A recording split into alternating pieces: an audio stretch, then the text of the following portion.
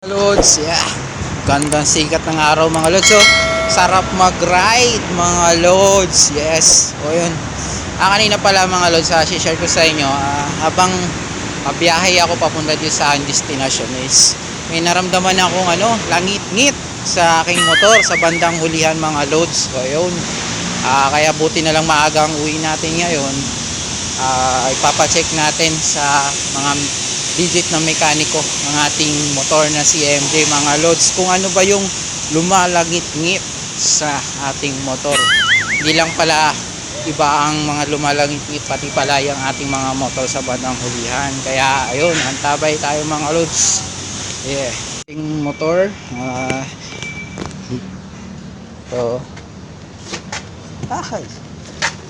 ito yung lumalagit-ngit kanina mga lods. Hindi ko lang alam kung ano yung sira nito, kaya ipapadala natin sa ating mekaniko. Ito yung ating bike ng aking anak. Ito bearing talaga mga lods ang sira. Ngayon ito, nahawa na yata yung ating MC. Lumalagit-ngit ng likuran.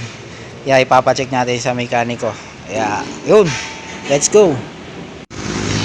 Ayun mga lods, yun, nadagdagan ng ating problema is akala natin is yung lumalagit-ngit niya, nadagdagan natin, na-flat palalo yung ating motor. Kaya napunta muna tayo sa vulcanizing. Titingnan na rin natin dito kung ano naging problema yung sa lumalagit-ngit. Yeah.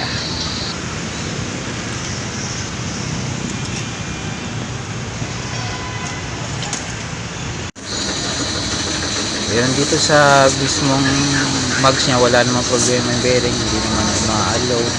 Pero dito sa flange hubs mga lods, ito talaga pinaka problema. Yung bearing niya durog na. Pagtanggal kanina, yun, pagtanggal yung mga bulitas. Ayan, ayan yun naman.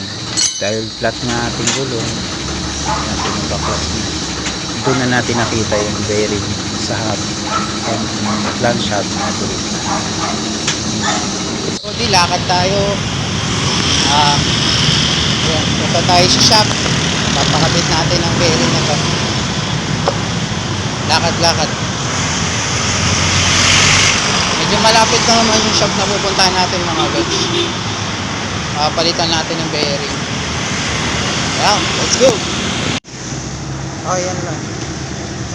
Ay, yung yung spacer? Oo. Pinaiwan ko dun sa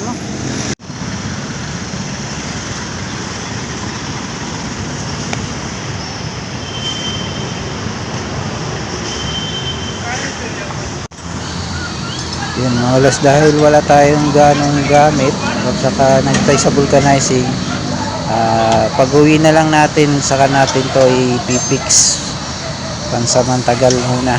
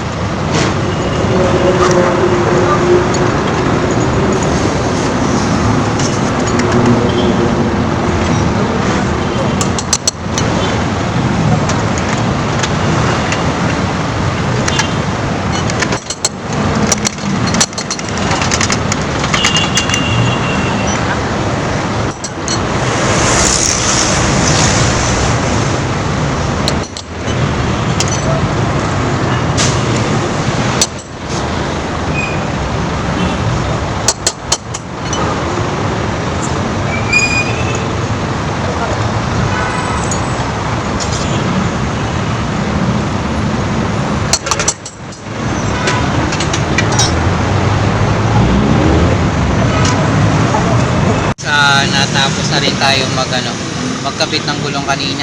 Ayan. Ayan. Tapos na. Ikot na siya. Yun.